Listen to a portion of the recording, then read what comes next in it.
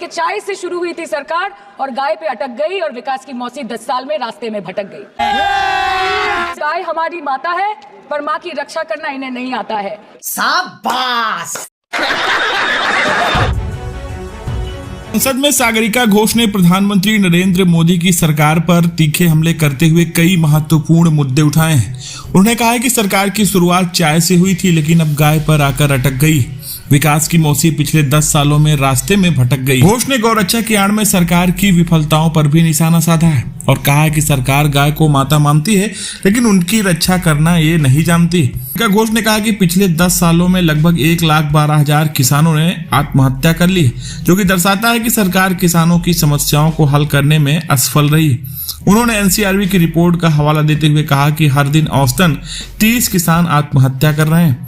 घोष ने कहा कि सरकार किसानों को उनके हाल पर छोड़कर सिर्फ चुनावी फायदे के लिए काम कर रही कि अगर समय चला गया तो साधना नहीं होगी, अगर भक्त रूठ गए तो आराधना नहीं होगी। और 3 से 303 से 240 के आंकड़े बोलते हैं कि इस बार जो आप चले गए तो दोबारा लौटने की संभावना नहीं होगी। घोष ने गौशालाओं में चारा संकट का मुद्दा उठाते हुए कहा कि सरकार खुद राज्यसभा में मान चुकी है कि देश में चारा की कमी, इसमें गायें भूखी मर रही, खासकर बीजेपी शासित राज्यों में।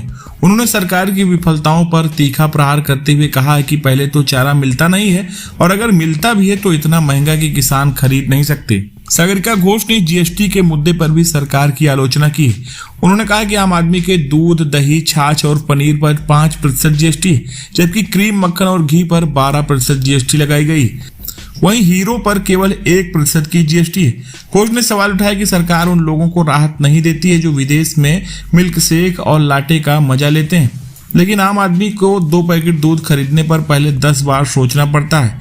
घोष ने मिड डे मील में अंडों की कमी का मुद्दा भी उठाया। उन्होंने कहा कि भारत अंडा उत्पादन में दुनिया में दूसरे स्थान पर है, लेकिन भारतीय बच्चों को महीने में 1 अंडा भी नसीब नहीं होता। उन्होंने कहा कि धर्म के नाम पर तो कहीं महंगाई के चलते चलते मिड डे मील में अंडों को बंद करने की मांग उठ रही है। सागरिका घोष ने प्रधानमंत्री मोदी को आड़े हाथों लेते हुए कहा कि 2014 में जो किसान मोदी है तो मुमकिन है सोचकर अच्छे दिन का ख्वाब देख रहा था, वह आज मोदी है तो नामुमकिन है कह रहा है। उन्होंने कहा कि समय बहुत महत्वपूर्ण होता है और अगर भक्त रूठ गए तो आराधना नहीं होगी।